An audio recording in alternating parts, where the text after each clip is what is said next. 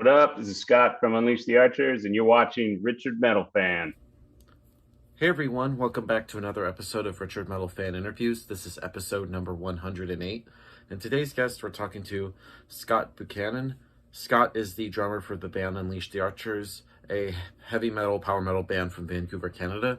Today we're going to be talking to him about what got him into metal, what made him want to start playing drums, as well as the history of Unleash the Archers. So, without further ado, let's go talk to Scott. So what's up, guys? I am here with Cool. Scott Buchanan from Unleash the Archers. How are you doing today, Scott? I'm doing good, man. Doing really well. Yeah, it's awesome to have you here. It's New Year's Day. Yes, or the second day after New Year's Day, day two. Oh yeah, New Year's is yesterday. Yeah, it's day two out of 365 of 2023. So basically, this format is I want to do like a rundown of the Unleash the Archers catalog, as well as talk about like your journey as an artist from where he starts now. But I'm always curious. Take me back to young Scott Buchanan days. What were like the first bands that got you into metal? What made you want to start playing drums? Yeah, those two things kind of like happened at like, I guess, like different times. Like I started playing drums like way back when I was in like elementary school, and it was like a bunch of my buddies like had started a band and basically were just missing a drummer, and like one of their dads had an old drum kit and stuff, so like I just started kind of like playing that to fill in, and like we were it was like maybe like ska stuff, like we were like into like Sublime and Goldfinger and like those kinds of bands, and takes me back so I did that for a bit, and then yeah, it takes me back to like the Tony Hawk Pro Skater, yeah, to Superman. Exactly, man.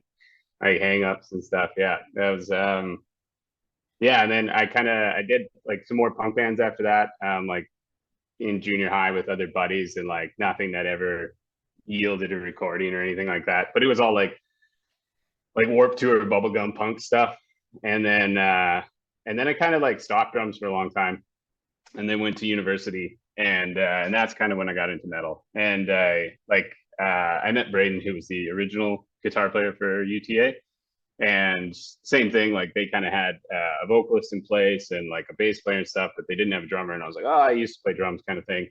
And so like I think I brought my kit to university one Christmas or something, and then like started playing again, and that was like height of metalcore kind of thing. So like it was like Killswitch, Avenged Sevenfold, As I Lay Dying. Those are kind of like the first metal bands like that I really started like trying to like drum with. Like I had like some old Megadeth, Metallica records and stuff, but that was like sort of like the beginning of metal for me.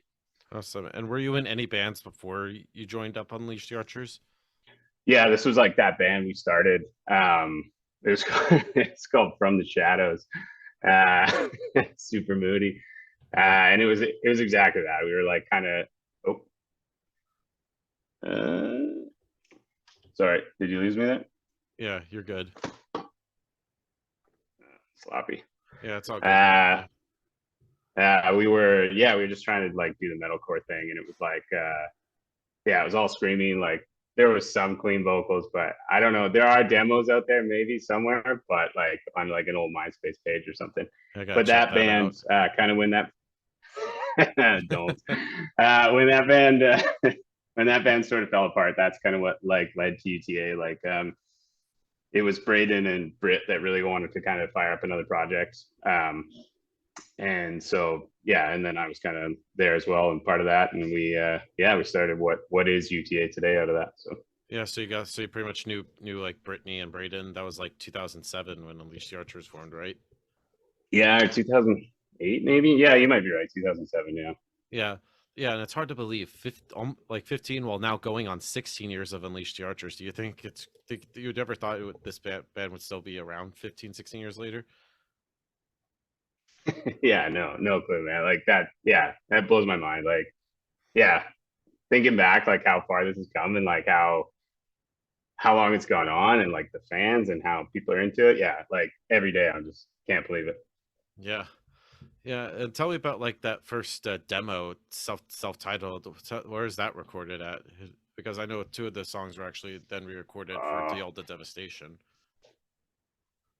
Yeah, so that was just like jam spot demoing. Like we were still securing the lineup and figuring things out. And I think like Braden was kind of like low level, like into recording at that time, but it was all like pretty rudimentary. Like that was like done by us for the most part. I don't think we put that demo out like actual either. Like I think we put it out like retrospectively. Like I'm not sure that we even released that at the time. There was like we were putting like tracks online, but that was more what that was just kind of like a collection of all those like early days of demos. Yeah. And then, like you say, some of them led to like actually recording Behold. Yeah, like Archer's Fly, Black Goat of the Woods, and Hope Falls, which Yeah. I know sometimes it's called Hope Falls, and then in parentheses a prelude to the story of John Rambo. Yeah, I I have think no we are like screwing around. I don't even know that we ever like played that song yeah, live, to be honest. I have no idea. I was just doing my research on the metal archives Oh because yeah, yeah, I don't know how yeah. No, like the song accurate that exists, and is. it's like totally. It could, Yeah, that was like kind of like. Sorry, go. yeah. I thought the metal archives could be like the next the metal version of Wikipedia or something. Yeah, no, it's huge. I Yeah. like it remembers more than me because I couldn't even remember that. Yeah, but kind of tell me about like the debut full length Behold the Devastator. Hater, was that I believe you were signed to SoCan, or was that just like a local independent thing that you all were doing? SoCan's like more of like a artist like rights and credits thing in Canada. So it's like that's not like a label as much as it is like I don't know, like a way to kind of track your royalties and like plays around these like around Canada and stuff like that. So it's a little more low key. That record was like totally independent. Like we funded that ourselves and did the whole shebang. And like say, like it was like some ideas that we had already kicking around, but that was sort of the first solidification of like what Unleash the Archers was. And we recorded it in Richmond with Jason. I think it was like Omega Crom Media or something like that was a studio, isn't it? A studio name at the time. I don't know if he's still called that, but yeah, that was a big one. And it was all self funded, totally indie. Yeah, yeah. Tell me about like the touring for this. Did you like did like some little touring around Vancouver at the time?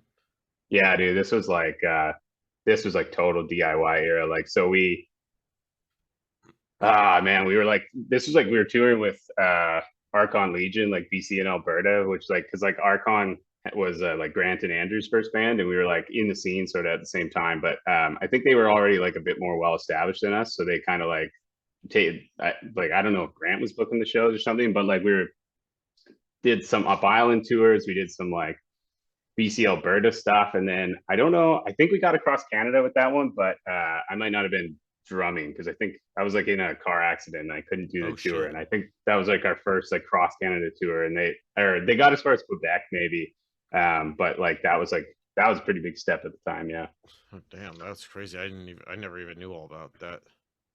yeah. No, that was yeah, that was a wild time. Yeah. Yeah, but then of course moving on to the next album, Demons of the Astro Ace. Usually with the Yep. debut album you have like your entire your life to write it, and then there's a little bit of hype that goes with the first album. When it came to making Demons of the Astro Ace, did you felt like pressure to follow up Behold the Devastation? No, because like I think like at that time like uh we didn't get much like recognition, so it was like I think we had started to kind of like make a name like maybe locally, like we were a band in Vancouver kind of thing. Actually, we probably just moved to Vancouver at that point, so we weren't even a band in Vancouver. We were a band from the island, but yeah, it was like there was. I don't think there was like label or industry eyes on us or anything at that time. So like, no, there was like no pressure, but there was a lot of internal pressure because like we felt we had been around for a bit at that point and like had something to offer, and we had toured the country a bit and like kind of had some outside influence and stuff. And so it was like, okay. And we're starting to like, I don't know, it wasn't figured out, but we're starting to like hone our sound and our craft and like kind of get into that like concept record thing that's sort of become like part of our toolkit now. And that was like really like was Demons. That was like our first like try at that. Like let's write this concept record. Let's put some like, I don't know, synthy-ish like vibes parts in it that aren't just like strict metal like the Hold was kind of. Yeah, and it definitely has the whole space vibe. I can even tell by like the album artwork. Yeah, yeah, yeah, Very, totally. And we were trying to do like intro tracks and like we were trying to like do something artistic, I guess maybe. Yeah, like 0000001 going into Dawn of Ages, I think, which is I think Yeah. sets pretty much the whole vibe for the album. Yeah, exactly, right? Like, yeah, that was we were trying to tell a story. So like I don't know that we like totally nailed it. Like there's like spoken word parts in that album and stuff that are a little like cringy if you go back and listen to them now. But I mean like that was a big step. We were kind of like figuring out like what works for us in storytelling as a band. So yeah. Yeah, and then in between Demons of the Asteroids and Time Stands Still, you did like a little EP called Defied the Sky. Guys, which was that? I think I've had Brittany on before. Was that something to like hold fans over before you started on Time Stands Still? I think that was like a bit of like a awkward middle phase, more than to like hold people over. I think we were like kind of like pivoting because that was sort of like Grant's like intro to the band. So like he was like bringing a bit of a different style, and I think we wanted to like at that point we are like trying to maybe do something that was like more commercially. I don't know. So like there's a song on there like Soulstorm, it's called, I think, and that was like super. We were like, let's write like a radio poppy song almost. So we were like, I think it was like more we were just trying stuff at that point and everybody was kind of getting comfortable with like what was happening. And we're trying to like make I don't know, not commercially viable isn't the right word, but like something like more like approachable music. We were trying to like drop some of the like elements that we found were like a little more off-putting in some of our previous stuff and kind of go with like stuff that like flowed a little better. Yeah, and then of course you eventually got signed to Napalm Records. How did they find you guys? We had like already finished Time Stand Still, so that was like the next one. That like took a long time to get through. And then yeah, we basically like had that. I think we had shopped out Demons, like we'd sent out like demos and like contacted like 100 record labels, like every little tiny label trying to like get picked up around Demons time. And then I don't know if Napalm reached out to us or we had sent a demo to them, but anyways, it was like basically the album was done already. I think we were really close to release by the time they reached out, and that was kind of like what we had been, I guess, like shooting for this whole time, like since even Behold, since Demons was to kind of get that like next level of like recognition and kind of open those doors and start touring like outside of Canada, basically at that point. So Yeah, and this is pretty much, my opinion, my favorite Unleash the Archers album. oh no way, yeah, Like cool, Tonight We Ride, Test Your Metal, the title yeah, track, Dream Crusher. Like this whole album's a bang. yeah. Thanks, Yeah, man. Thank you. yeah. I Yeah. would love to see you play some more songs from that. I'd love to see her Test Your Metal live. Oh yeah, That's like we dude that was in the set for years. We played Test Your Metal. That was like our that was yeah that was there for a long time. But it's kind of like we found that like we sort of like not write the same, but there's like certain songs that fall into like sort of the same style. So like Test Your Metal, the Matriarch, they're like two pretty like similarly structured feeling songs. So we kind of like it's like sort of like one or the other in a set. It's kind of the idea. And like Soulbound sort of fits that same envelope. It's these like quick like 2 or 3 minute like I don't know, like punchy up tempo ones. So we try like to keep the set like varied in terms of pacing. We usually only include one of those. yeah. So So it's like one or the other. yeah, exactly. And like and because Test is sort of the oldest one, like that was like super cool and like people definitely scream along to that when you do it because it's like such a like I don't know, memorable course, I guess maybe. So it's like it is a lot of fun, but just like conceptually, it sort of gets replaced by more modern kind of versions of it. Yeah, yeah, and coming up in 2025 will be the 10-year anniversary of that. Is there a chance maybe you Oh could no, do something, do a special spell, like play this album start to finish? yeah, we've done that before. Like on the boat, I think we did like a special set. We played all of Apex and stuff. So like that's definitely a thing we've done. So yeah, that'd be a fun album to do that with. Yeah, and I know this is also the first album with Grant and Andrew. How Yeah. different of like a did they bring something like new musically to Unleash the Archers that y'all didn't have previously? Yeah, man, like absolutely. Like Grant had sort of like been around quite a while at that point. Like I said, he was part of Defy the Skies, and then uh he wasn't like I think he did a like officially did a solo on like Demons, but he was already kind of like floating around the band at that point. So but it was more the like addition of Andrew that like really changed things because he replaced Braden, who at that point had been the like principal writer.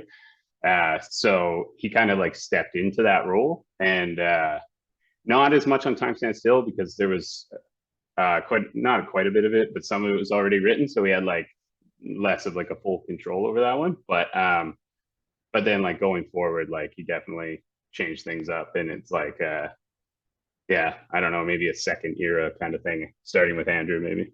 Yeah, and I definitely feel like you almost kind of honed a little bit more of a almost a melodic death metal, mostly with like Grant providing sort of like the guttural vocals along Yeah, with like yeah. Brittany's like clean singing, really just that blends in the well, but still has like a mixture of like heavy metal, power metal, even melodic death metal. So I'm guessing like pretty much everybody in the band brings like their own influence into Unleash the Archers.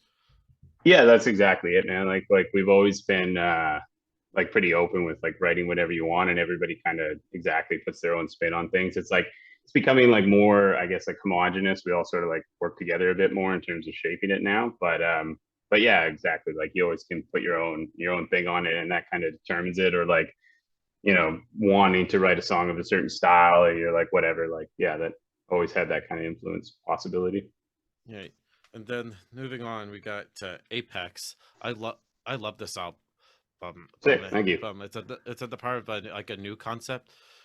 Except, how do you like when it comes to like writing like these stories or concepts? How do you like approach it? Does it like come first and then the music sort of like determines the concept, or how does that whole thing work? Yeah, like Brit always like writes the underlying story first, or at least for this like double Apex Abyss thing that we did. Like Brit definitely like had the skeleton of that whole story, and then we kind of slot that in around it. Like so, it's yeah, we don't. And I think like even I guess like Abyss was even more so that like we were definitely like trying to like I don't know like write moods maybe with Abyss more, and less like here's a bunch of songs, and more like this is sort of the flow. So like what we'll do now is like Brit will write a story and then kind of like write a paragraph that's like, you know, this is what's happening in the story right now. This is like the feelings. This is like what I'm kind of like expecting for the song, like in terms of like mood and tone and all that kind of stuff. And then everybody sort of takes that away and then like, you know, puts their impression of like Brit's notes on it. And then Brit writes the lyrics that like kind of fit what we've done there.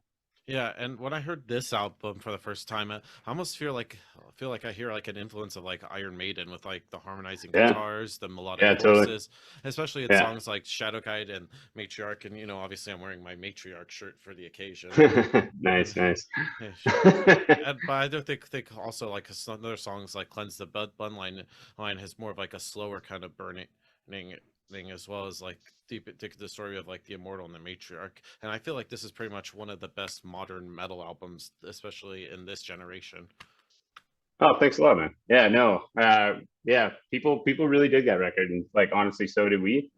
It was great. It felt like yeah, it felt like we kind of like hit the next level with our craft when we wrote that one, like in terms of like that storytelling thing, and like really just doing something cohesive. Like that's always been the challenge, is like how do you make 10 songs feel like they belong together and not just like a collection of 10 random songs that you all wrote. And so it was like I think that was like a big step in like um making that like continuous feeling through an album. So I'm glad you Yeah. like it. Yeah, definitely, because I know there's a difference between being conceptual and making a concept. Yeah. Yeah. But then, of course, in between Apex and Abyss in 2019, you did like a Stan Rogers cover of Northwest Passage. Tell me about like Yeah, yeah, yeah. what made you guys decide to do a cover song? We've always done covers like with I guess not always like, but with these last records, for the Japanese releases, we always have to do an extra like bonus track. And I think we tracked Northwest Passage as it, like being that bonus track. We'd been on tour and listening to like a ton of Stan Rogers, and it like in as soon as we heard that, we're like, oh man, you totally metal this up. And so it was like in the back of everyone's mind for a while, and we went into the studio with Jacob for these Apex sessions and tracked it. And then I think when we got it out, we were all just like, oh man, this song, like this actually rips. Like we can't, I don't want to just release this as a bonus track in like one country. uh, like, we owe this song a little bit more because we liked how much it came out so much. So Yeah. we re-recorded like another, I think it's the Queen of the Reich, maybe was the Apex bonus track. And then we just kind of like pocketed Northwest Passage, and then we later did like a proper re-release for it, and like sat down with our video guy Scobie and like came up with like a big video concept for it and everything, Yeah, and which kind of had gave it a like the multiple versions of you and stuff. yeah, totally. Maybe like the Avengers stuff was out at the time, and that was like a big deal or something. We were Yeah. influenced by it, but yeah. Yeah. Yeah, it's still a banging song. Thanks. So like, it's almost Yeah. like you made it like your own in a way. Yeah, that was like we always talk about just like doing a cover, and just like, you can either do a cover and just like play the song, or you can like try to like reimagine it as like how your band would do it. And I think we've definitely done both, but that was more of like let's try to like make this a UTA song, and not just like exactly do what the original had. Yeah. And then of course your latest album, Abyss. I loved this album. Definitely one of my favorite Sick. albums of 2020. Nate, what was that like going from Apex into Abyss? Because I know it conceptually it sort of like follows the story of Apex. Yeah, yeah. I think like, yeah, exactly. It's like the second half. So like we already like Britt already had this like story written out, and I think we had even maybe had like a song or two. Like I'm pretty sure like Abyss was already written in Apex era, and we just shelved it because it felt we knew that it was a sci-fi like concept, instead of doing a lot of air quotes in this interview. We knew You're that good, man. it was gonna try to tone that down. You're good, man. You're good.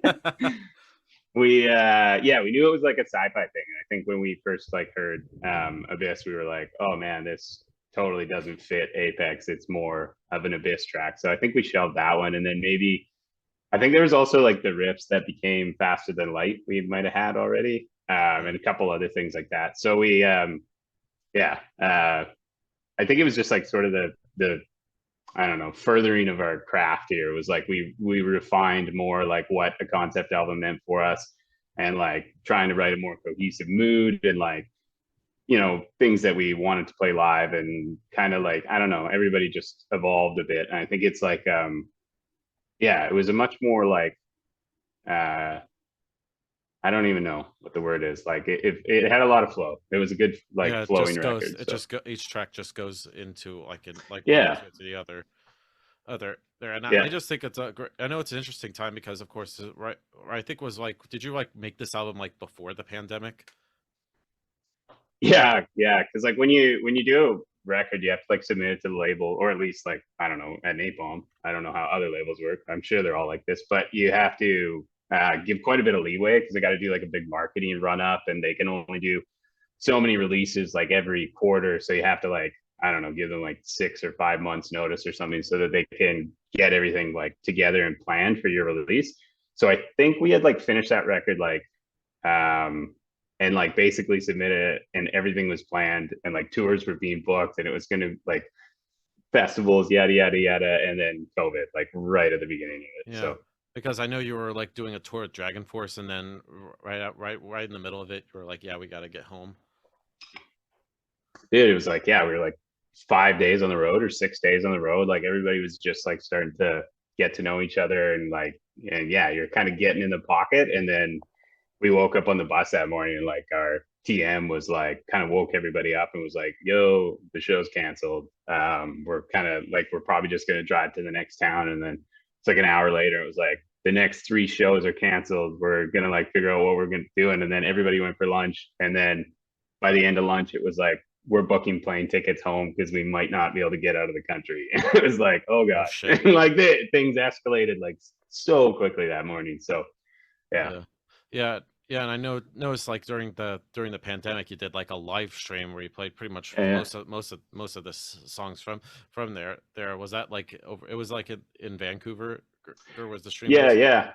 yeah. We did it like at the Rickshaw Theater, which is like a local venue here, kind of like, I guess like the metal venue maybe in town. And like, yeah, like live streams were like really huge at the beginning of the pandemic. Every band was like doing that. I know some bands were like even doing like tours where they were doing like live stream for like each city and stuff like that. But Yeah. yeah, that was like all the rage there for a while. So we, yeah, definitely got into it. And it was great, man. Like great way to reach fans, and like a lot of people commented being like stoked on it, and we got a ton of people that like tuned into it. So yeah, it was great. Yeah, yeah, yeah, and that's still a good thing. And I've had Grant and Andrew on before, and I was Nice. talking to them, that them a cool idea is like you should do like a special like live stream or tour or show where you play Apex and Abyss in its entirety, Oh since they yeah, yeah, both yeah, flow well. yeah. No, that'd be a big show. That'd be like what 2.5 hours or something maybe. But Yeah, yeah, that'd be sick. That'd be like that'd be cool. And like especially like as you kind of hit these like anniversary milestones, these like 10 years and all that kind of stuff. It's like, yeah, it'd be cool to do that. Like I mentioned this already. We did that on the boat. We played all of Apex. Yeah, and it was a lot of fun. Like because some of those songs like never really like got out on stage. We usually only play like an assortment of tracks from an album when we put it out. So it was kind of cool to like play some things live where it's like this has never been played live and maybe won't be played live again. So it yeah, was yeah, those things are always kind of cool. So yeah, yeah. And it's a good idea. you have now like five albums out. Does it get like harder to put like a set list together every time? Oh, yeah, dude, it's such a struggle. And like and everybody like has their like different perspective like on what they want to bring out live. And it's like I was saying, like some songs fit certain slots. So it's like we probably wouldn't put Test Your Metal, Matriarch, and Soulbound on the same set. So it's like you can really only have one of those, and you want to like do service to the new record and like kind of because that's what you're like on the road maybe promoting or whatever. But then at the same time, like there's fans probably that stop listening at like time stand still maybe, right? And so it's like they don't want to see Apex and Abyss maybe, right? And there might be some old like Behold the Devastation fan out there who's like he didn't play a single track off that record, and you feel bad, but you also like I don't know, I'm not gonna play for like 3 hours at this point in our career. So Yeah, it's like it does get really tough, like because you want to try to make everyone happy and like but obviously you can't. So yeah, yeah. It's good. Yeah. And have you ever thought about doing like an evening with Unleash the Archers? I know like Dream Theater and Machine Head did something where it's just like them only playing for like 2.5, 3 hours. Could you see like maybe Unleash the Archers doing something like that? yeah, yeah, yeah, that'd be kind of sick, right? Like and instead of like a venue, like yeah, book some like schmancy orchestral hall or something like that, and like yeah, like make it all moody. Yeah, that'd be kind of sick, man. I don't think like we have anything like hard planned for it, but that is kind of as you sort of get to that point in your where you're building up a bit of a back catalog. Yeah, that might be cool. Cool, awesome. And I know the first time I've ever saw Unleash the Archers, you did that tour in like fall of 21 with the art. I think it was Aether Realm Seven. I forget, Seven Seven Kingdoms. Kingdoms. Yeah, yeah, yeah. And of course Atlanta's own Paladin did that show. How was that tour like? Because I know that was like the first tour you did post pandemic. Yeah, yeah. That tour rip, man. That was a lot of fun. We were worried a little bit about like getting on the road because it was like I think at the time we were like a few bands had started to move through and it was like technically possible, but we were like really worried that everything was going to get like COVID canceled, and we'd either like not get across the border or like get two shows in and everyone would get sick and we'd have to cancel the thing. And it was kind of like stressful in that sense, but at the same sense, it went off like so smooth. Like actually nobody got COVID the whole time and we got through all the shows and like people were so hungry for shows, like so many fans came out and like yeah, all the venues were sick and like those two bands Aether and Seven Kingdoms, like absolutely awesome. So it was like the whole Yeah. thing was like a huge success. We love that. And yeah, it was a great tour. Yeah, and I remember I've actually interviewed Jake from Etherealm at the show, and that Oh was nice. awesome. He was like one of the most funniest dudes ever.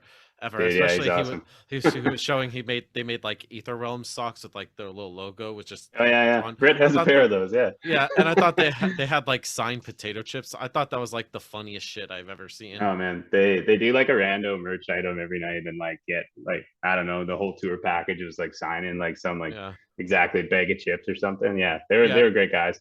yeah. Because I know I had Donnie on here a few months Oh ago, and sick. because apparently apparently they were like going through merch like really fast, like or still out merch like really quick, which is Yeah. crazy. Yeah, no, man. People were like so hungry to support bands. It was awesome. Like just the shows were just everyone was like having a fun time because everything was fun and easy and people were stoked and it was awesome. All right. And I know this year you've also did some acoustic versions from Apex songs. How Yeah. where the idea that come about to make like acoustic versions?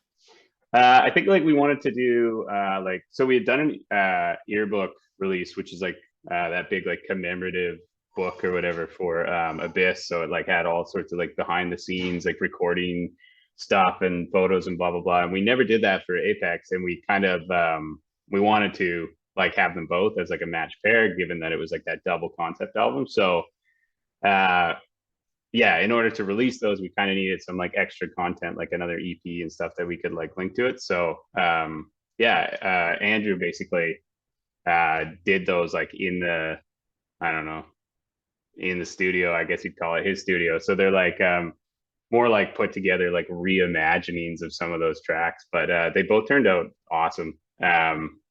And yeah, and then yeah, we did that music video for it, which was like pretty funny, lots of fun. Yeah. Yeah. And being as it has now been getting close to almost 3 years since Abyss, have you started working on the next Unleash the Archers album? What's the process for Yeah. that? Yeah, man. We've so Brit's kind of like our same flow. Brit's already laid down like the concept for it. It's unrelated to Apex and Abyss. It's kind of like a new thing.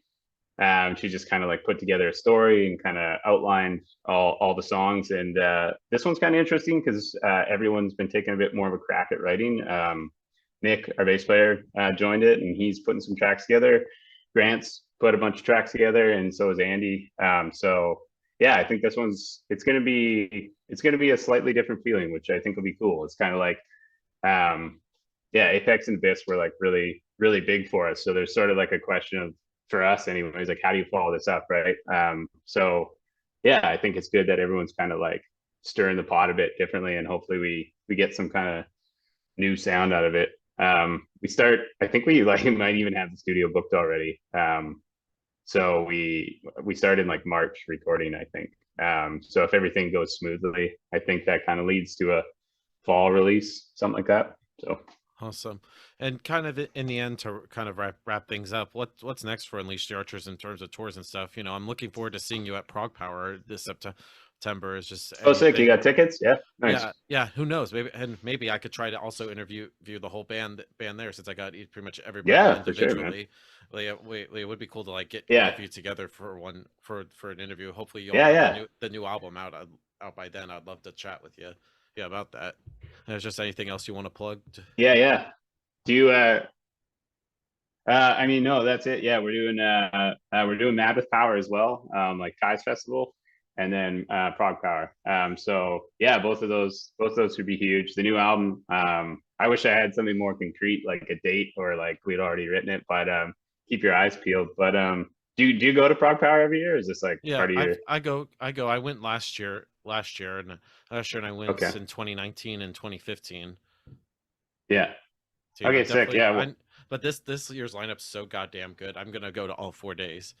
Oh, sick, nice. Yeah, I like it's so like informal too. Like everyone's like partying and hanging out and stuff. So like absolutely we'll see you around and we can totally do the 5-person interview. That sounds great. Yeah, yeah, that'd be awesome.